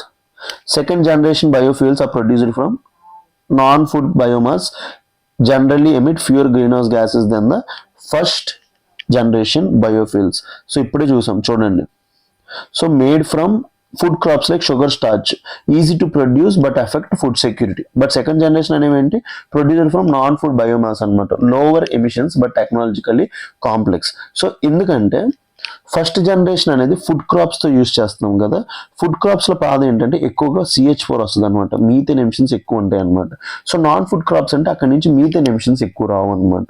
So మన రైస్ ఇవన్నిటి నుంచి ఎక్కువ వస్తాయి కాబట్టి. So second generation biofuels are produced from non food biomass and generally fewer emissions. So first statement right. Fourth generation biofuels involve carbon capture and geo sequestration, maybe carbon negative అంట. So మెయిన్గా ఏంటి, genetic engineering ఇవన్నీ కూడా use చేస్తారు కదా. So fourth generation లోపల. So answer to this question is both 1 and 2. సో మన క్వశ్చన్స్ అనేవి ఎంత డెప్త్ వరకు వెళ్ళొచ్చు అనమాట. సో చూడండి, ఫోర్త్ జనరేషన్ లోపల ఏమన్నాడు, use genetically engineered crops with carbon capture and storage, potentially carbon negative. So ఇక్కడ ఏమన్నాడు, నెగిటివ్ అన్నాడు, 0 అన్నాడు, పాజిటివ్ అన్నాడు. సో పాజిటివ్ అంటే ఏంటంటే ఎమిషన్స్ అనేవి ఎక్కువ ఉన్నాయి అనుకోండి తీసుకున్న దానికంటే, దాన్ని పాజిటివ్ అంటాం. ఇప్పుడు మన ఫాసిల్ ఫ్యూల్స్ అన్ని కూడా కార్బన్ పాజిటివ్. నెట్ 0 అంటే ఎంతైతే ఎమిట్ చేస్తున్నామో అంత ప్లాంట్స్ పీల్ చేస్తే అట్లా 0 అంటాం. ఎమిట్ చేసిన దానికన్నా ప్లాంట్స్ ఎక్కువ పీలిస్తే వాటిని ఏమంటాం, నెగిటివ్ అనమాట. సో ఫోర్త్ జనరేషన్ బయోఫ్యూల్స్ అనేవి ఏంటి, carbon capture and storage, mainly carbon negative ఉంటాయి. So answer to this question is both 1 and 2. మనకి క్వశ్చన్ ఎంత డెప్త్ వరకు వెళ్ళొచ్చు అనమాట. సో మనం ఎఫెక్టివ్గా హ్యాండిల్ చేయాలంటే you guys have to be hawkish అనమాట. మీరు ఎప్పుడు హాకిష్గా ఉంటారు, మనీష్ సార్ని ఫుల్గా ఫాలో అవుతారు. ఎప్పుడైతే మనీష్ సార్ని ఫుల్గా ఫాలో అవుతారో మీకు మనీష్ సార్ మీ అన్ని కాన్సెప్ట్స్ అన్ని కవర్ చేసి రెడీగా ఉంచుతారు అనమాట. So please follow your Manish sir. మీ సార్ని ఫాలో అయిపోండి, హ్యాపీగా మీ యొక్క డేని ఎంజాయ్ చేయండి. సో నాకు తెలిసి ఇది సండే మార్నింగ్ పెట్టమని చెప్తాను. సో సండే మార్నింగ్ హ్యాపీగా ఇది చూస్తూ ఎంజాయ్ చేసుకున్నాను అనమాట. So secretary general of Rajya Sabha has administrative role only, says court అనమాట. So secretary general of Rajya Sabha, so లోక్సభకి రాజ్యసభకి సో సెక్రటరీ జనరల్స్ ఉంటారు అనమాట, సెక్రటరీ జనరల్స్. సో ఈ సెక్రటరీ జనరల్స్ అనేది మొత్తం అడ్మినిస్ట్రేటివ్ పని అంతా వీళ్ళే చూసుకుంటారు అనమాట. సో అదే చెప్తున్నారు చూడండి, కోర్ట్ ఏం చెప్పింది, వాళ్ళకి ఓన్లీ అడ్మినిస్ట్రేటివ్ పని ఉందంట, ఇంకే పని లేదంట. సో ఇది మనకి చాలా అంటే చాలా ఇంపార్టెంట్. చూడండి, the Supreme Court clarified that Secretary General of Rajya Sabha has only administrative role and should not assume quasi-judicial functions while examining a case related to admissibility of a notice for removal of a High Court judge. So High Court judge ni remove చేయాలన్నా, Supreme Court judge ni remove చేయాలన్నా, మన judges enquiry act of 1968 దాన్నే follow అవుతాం అనమాట. వాళ్ళిద్దరికి same proposal. So absolute majority plus 2/3 president and ఓటింగ్తో వాళ్ళని remove చేయాలన్నమాట బోత్ హౌసెస్ లోపల. సో అదే చెప్తున్నారు, ఈ సెక్రటరీ జనరల్ ఆఫ్ లోక్సభ రాజ్యసభకి ఓన్లీ అడ్మినిస్ట్రేటివ్ రోల్ ఉందంట, మిగతా ఇంకేమీ లేవంట, నో క్వాజీ జ్యుడిషియల్ ఫంక్షన్స్ అంటున్నారు అనమాట. సో దాని గురించి చూద్దామండి. Supreme court observation, a bench of justices ఏంటి Dipankar Datta and SC Sharma held that secretary general of Rajya Sabha has purely administrative role. వాళ్ళ పని ఏంటి, అడ్మినిస్ట్రేటర్స్, మనందరం బ్యూరోక్రాట్స్ అంటే మన అడ్మినిస్ట్రేషన్ కరెక్ట్గా అయ్యేలా చూసుకుంటాం అనమాట. సో దానికి మించి మనకు role. The court said that preparing a draft decision on the admissibility of a motion goes beyond administrative authority. So draft decision అంటే ఆ మోషన్ ని పిక్ చేసుకోవాలా లేదా రాజ్యసభ అనేది వీళ్ళ చేతుల్లో ఉండదు, అది హౌస్ యొక్క చేతుల్లో ఉంటుంది. అదే చెప్తున్నారు చూడండి. The court stated that preparing a draft decision on the admissibility of a motion, ఆ హైకోర్టు జడ్జిని తీయాలా లేదా అనే మోషన్ అనేది వీళ్ళ చేతుల్లో ఉండదు, మెంబర్స్ ఆఫ్ ది పార్లమెంట్ చేతిలో ఉంటుంది, అంటే హౌస్ చైర్మన్ చేతిలో ఉంటుంది తప్ప వీళ్ళలో ఉండదు. So issues before the court, the secretary general had prepared a draft concluding that the MPs notice for removal of a judge was not admissible. So MP ఒక notice పెట్టారంట రిమూవల్ ఆఫ్ జడ్జికి, అది admissible కాదనేసి draft notice secretary general of Rajya Sabha తయారు చేశారు. అది ఎవరి యొక్క రోల్, చైర్మన్ యొక్క రోల్ అనమాట. ఇతను ఎలా పిక్ చేసుకుంటారు ఇక్కడ అదే చెప్తున్నారు చూడండి. The Rajya Sabha deputy chairman delayed on this draft to reject the notice. చూడండి దాని మీద ఎవరు డిపెండ్ అయిపోయారు, deputy chairman of Rajya Sabha depend అయిపోయారు to reject the notice. So ఇతను ఎవరు, సెక్రటరీ జనరల్ ఆఫ్ రాజ్యసభ, ఒక అడ్మినిస్ట్రేటివ్ పర్సన్, ఇతనికి ఎంత పవర్ లేదనమాట. So limits of the authority, the court emphasised that secretary general should exercise restraint. So secretary జనరల్కి ఆ notice తీసుకోవాలా లేదా అనేది చెప్పే ఒక అధికారం లేదు, అతను ఏం ఎక్సైజ్ చేయాలి, రెస్ట్రెయింట్ చూడాలి. Decisions on admissibility of motions must be left to, ఇక్కడ ఎవరికి ఇవ్వాలి, స్పీకర్ ఆఫ్ లోక్సభ. ఆ మోషన్ తీసుకోవాలా లేదా అనేది మీకు ఇప్పుడు పాలిటీ నేనే డీల్ చేస్తున్నా కాబట్టి నీ క్లాస్లో 100 సార్లు చెప్పుంటా. So speaker of Lok Sabha, chairman of Rajya Sabha, వాళ్ళు ఏంటి హౌస్ని మొత్తం వాళ్ళే డీల్ చేస్తారనమాట. అందుకోసం వాళ్ళకి ఎక్స్ట్రా పవర్స్ ఉంటాయి. సో ఒక మోషన్ పిక్ చేసుకోవాలా లేదా అన్ని పవర్స్ కూడా వాళ్ళ చేతుల్లోనే ఉంటాయి. సో ఇంకెవరి చేతుల్లో ఉండవు అనమాట. The speaker of Lok Sabha and chairman of Rajya Sabha as applicable. ఈ సెక్రటరీ జనరల్ ఆఫ్ లోక్సభకి ఆ పవర్ లేదు. So concerns highlighted. The draft decision stated that MPs did not use proper terms, failed to provide authenticated documents, cited as incorrect legal provision అనమాట. So దానివల్ల చెప్పారంట the court warned against secretariat assuming a quasi judicial role అనమాట. So అలాంటి role secretariat తీసుకోవడం అనేది correct కాదని చెప్పింది అనమాట.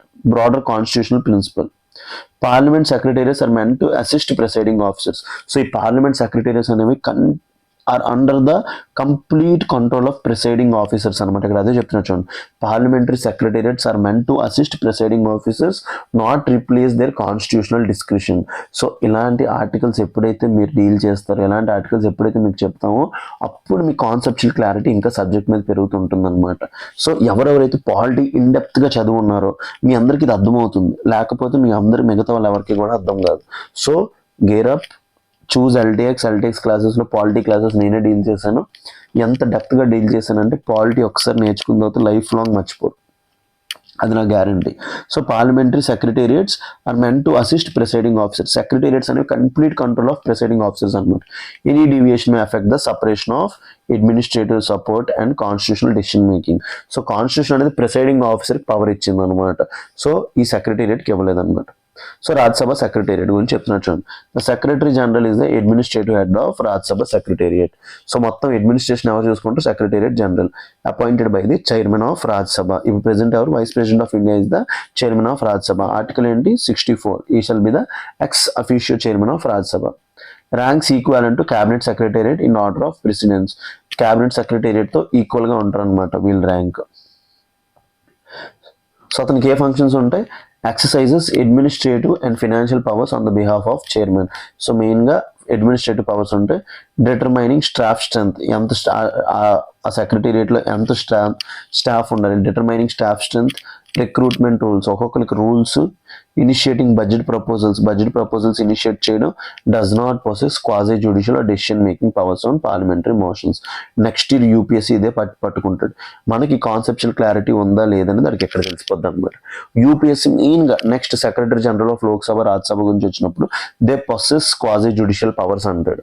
సుప్రీంకోర్టు డైరెక్ట్ బల్లగుద్ది చెప్పింది అనమాట, వాళ్ళకి ఏ పవర్స్ లేవు, ఓన్లీ అడ్మినిస్ట్రేటివ్ పవర్స్ ఉన్నాయి, the doesn't have any quasi judicial powers అన్నది. కాబట్టి అదే అడుగుతాడు ఎగ్జామ్ లోపల. సో దొరికిపోకుండా ఉండాలనుకుంటే you have to see this article అనమాట. దీన్ని బట్టి తెలుస్తుంది. ఇలాంటివన్నీ పీడీ 365లో మీ గురించి ప్రతిదీ కూడా నేను కవర్ చేయబోతున్నాను. So those candidates are interested, ఓకేనా.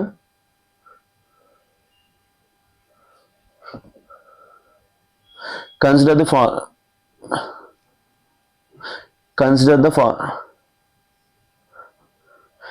the following statements regarding Secretary General of the Rajya Sabha. Consider the following statements regarding the Secretary General of Rajya Sabha.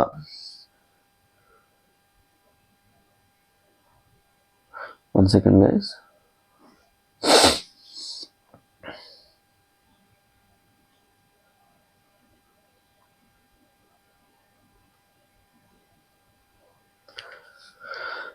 The Secretary General is appointed by the Chairman of Rajya Sabha. ఇప్పుడే చెప్పాం, presiding officers secretary జనరల్స్ని appoint చేస్తారు. వాళ్ళ దగ్గర ఏ powers ఉంటాయి, administrative powers ఉంటాయి. The secretary general has authority to decide the admissibility of the motion. దీన్ని ఏమంటాం, క్వాజీ జ్యుడిషియల్ ఫంక్షన్. ఇది వాళ్ళ దగ్గర లేదు. సో నెక్స్ట్ ఇయర్ క్వశ్చన్ ఎట్లనే రావచ్చు అనమాట. సో సెక్రటరీ జనరల్స్ని అపాయింట్ చేసేది ఎవరు, ప్రిసైడింగ్ ఆఫీసర్స్. రాజ్యసభ అయితే చైర్మన్ ఆఫ్ రాజ్యసభ, లోక్సభ అయితే స్పీకర్ చేస్తారు అనమాట. బాగా గుర్తుపెట్టుకోండి, వాళ్ళకి ఓన్లీ అడ్మినిస్ట్రేటివ్ ఫంక్షన్స్ ఉంటాయి, they doesn't have any functions. Secretariat will be under the complete control of Rajya Sabha. మీకు ముందే చెప్తున్నాను, secretariat will be the under the complete control over the presiding officer. Presiding officer కింద ఉంటుంది. సో చూసుకోండి, ఈ ఒక్క point important అనమాట. Parliament secretariats are meant to assist presiding officers. ఈ పాయింట్ మీకు గుర్తుండి, ఇంకా సెక్రటరీ జనరల్ ఆఫ్ లోక్సభకి రాజ్యసభకి ఓన్లీ అడ్మినిస్ట్రేటివ్ ఫంక్షన్స్ ఉన్నాయి, జ్యుడిషియల్ ఫంక్షన్స్ లేవని మీకు తెలుసుకుంటే మీరు ప్రిపరేషన్ అయిపోయినట్టే. You all guys are ready అనమాట. So answer to this question is first statement wrong, second statement right. So ఏమడిగాడు, which of the following is correct అడిగాడు కాబట్టి ఓన్లీ ఏ అనమాట. ఎప్పుడైతే ఇంత డెప్త్గా మీరు ఆన్సర్స్ని అనాలిసిస్ని చూసుకుంటుంటారో విల్ గెట్. ఇంకా మనకి నేను చెప్పడానికి లేదు, మీరు ఇంక తోపని అర్థం. India EU free trade pact will be mother of all deals. So ఈ India EU free trade pact ఏమంటున్నారు, మదర్ ఆఫ్ ఆల్ డీల్స్ అంటున్నారు అనమాట. So free trade agreement India EU మధ్య అయ్యేదాన్ని మదర్ ఆఫ్ ఆల్ డీల్స్ అంటాం అనమాట. So చూడండి, Union Commons Ministry said that proposed FTA between India and EU would be the most significant deal signed by India so far, highlighting its scale and economic impact. So free trade agreement ఇవన్నిటి గురించి ఎన్నిసార్లు చెప్పానో నాకే తెలియదు. నార్మల్గా agreements ఎన్ని types ఉంటాయి, preferential trade agreement, free trade agreement. So నార్మల్గా ఫస్ట్ లెవెల్ ఆఫ్ అగ్రిమెంట్ ఏమంటాం, ప్రిఫరెన్షియల్ ట్రేడ్. ఒక 100 గూడ్స్ ఉన్నాయంటే 95 గూడ్స్ మీద కస్టమ్స్ డ్యూటీ ఉంటుంది, 5 గూడ్స్ మీద కస్టమ్స్ డ్యూటీ ఉండదు. ఎందుకు ఈ కస్టమ్స్ డ్యూటీ ఎందుకు తీసేస్తామంటే, ప్రిఫరెన్షియల్ ట్రేడ్ అగ్రిమెంట్ ఉన్నప్పుడు. వీటిని ఏమంటామంటే పాజిటివ్ లిస్ట్ అంటాం. ఫ్రీ ట్రేడ్ అగ్రిమెంట్ ఉన్నప్పుడు ఏమైతే రివర్స్ అనమాట, 95 గూడ్స్ మీద కస్టమ్స్ డ్యూటీ ఉండదు, ఓన్లీ 5 గూడ్స్ మీద కస్టమ్స్ డ్యూటీ ఉంటుంది. వాటిని ఏమంటాం నెగిటివ్ లిస్ట్. సో ఒక 2 కంట్రీస్ మధ్య ఫ్రీ ట్రేడ్ అగ్రిమెంట్ సైన్ అయిందంటే కస్టమ్స్ డ్యూటీ తగ్గిపోవడం వల్ల మన గూడ్స్కి కాంపిటేటివ్నెస్ పెరుగుతుంది అనమాట. మన గూడ్స్ అనేవి ఎక్కువగా ఎక్స్పోర్ట్స్ ప్రమోట్ అయ్యే ఛాన్స్ ఉన్నాయి, గూడ్స్ అండ్ సర్వీసెస్ అనమాట.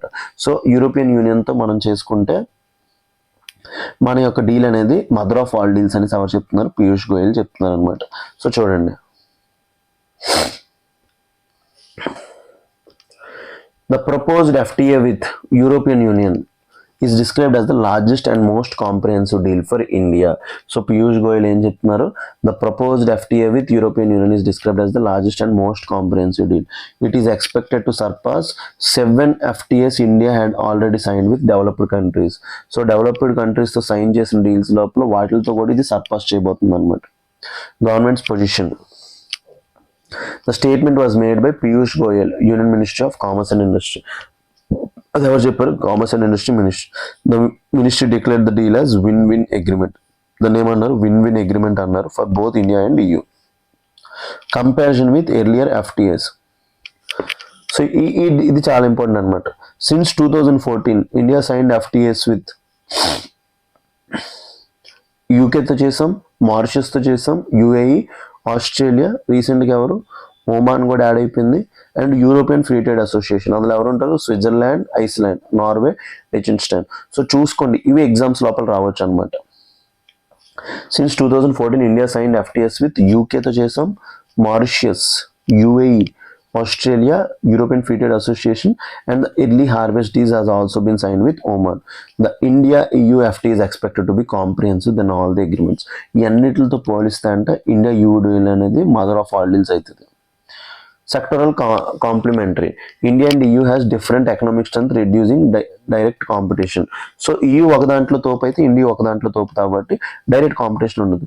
Sectors of interest to India receive strong market access while EU priorities are addressed separately ensuring balance. So ఇప్పుడు కార్బన్ బార్డర్ అడ్జస్ట్మెంట్ మెకానిజం అలాంటి రావడం వల్ల ఈ ట్యాక్సెస్, ఈ ఫ్రీ ట్రేడ్ అగ్రిమెంట్ అనేది చాలా హెల్ప్ అవుతుంది అనమాట.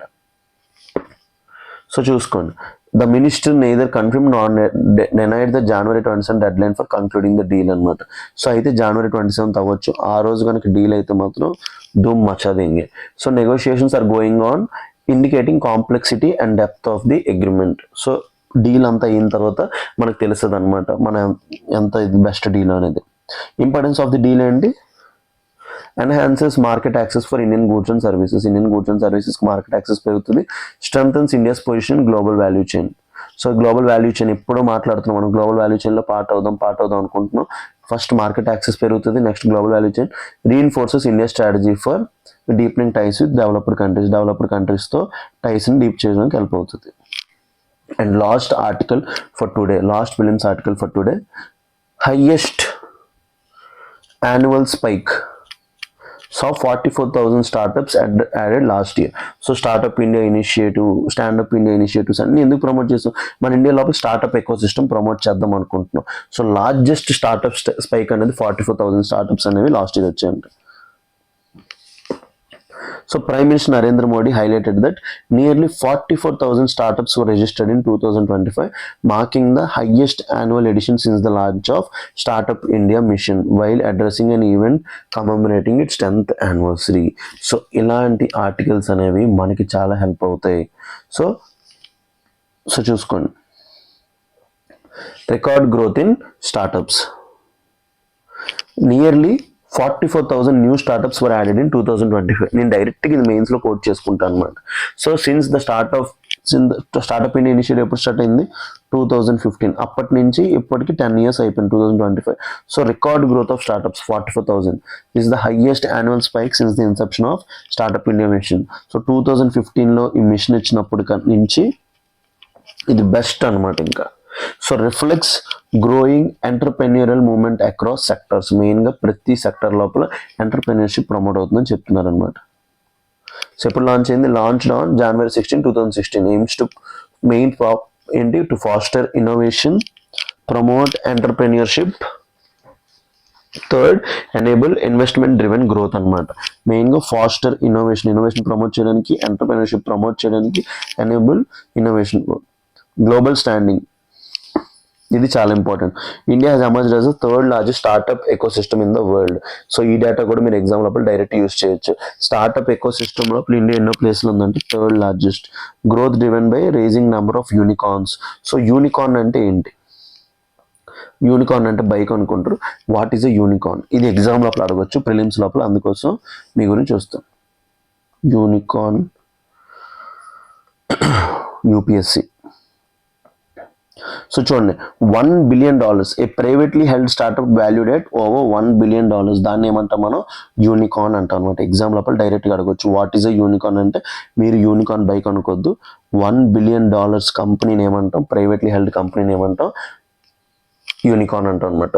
So India has emerged as the third largest startup ecosystem, growth driven by raising number of unicorns, increased IPOs, initial public offerings, expansion of job creation. మెయిన్గా job creation బాగా promote అవుతుంది ఈ sector నుంచి. So economic impact ఏంటి startups వల్ల? ఒక company create చేసామంటే large scale employment వస్తుంది. Support technology driven solutions, artificial intelligence అన్ని యూజ్ చేయడం. Strengthening India's position global innovation landscape. మన ర్యాంక్ ఎంత? 38 in the global innovation initiative. So startup India flagship initiative of government of India. మెయిన్గా government of India యొక్క flagship initiative startup India. మెయిన్గా ఏంటి, provides regulatory support, tax incentives, funding and incubation ecosystem, focus on building a robust and innovation culture అనమాట. So మెయిన్గా regulatory support ఉంటుంది, tax incentives ఉంటాయి, incubation ecosystem ఉంటుంది, robust startup and innovation centre, ఇవన్నీ కూడా promote అవుతాయి అనమాట. సో దీని బేస్ మీద మీకు ఒక ప్రిలిమ్స్ క్వశ్చన్ ఇచ్చాను, చూసారా ఎంత ఇంపార్టెంట్ ఆన్సర్స్ మీ గురించి తీసుకొచ్చాను, ఎంత ఇంపార్టెంట్ ఆర్టికల్స్. ఇలాంటి ఆర్టికల్స్ అన్ని పిక్ చేయడంలో నాకు చాలా అంటే చాలా టైం పడుతుంది. The only thing that is required is మీరు అందరూ ప్రిలిమ్స్ అవ్వాలి. ప్లీజ్ బాగా చదవండి. Consider the following statements regarding the Startup India. Startup India was launched in 2016 to promote innovation, foster innovation, promote growth. ఇక్కడ కదా ఇక్కడ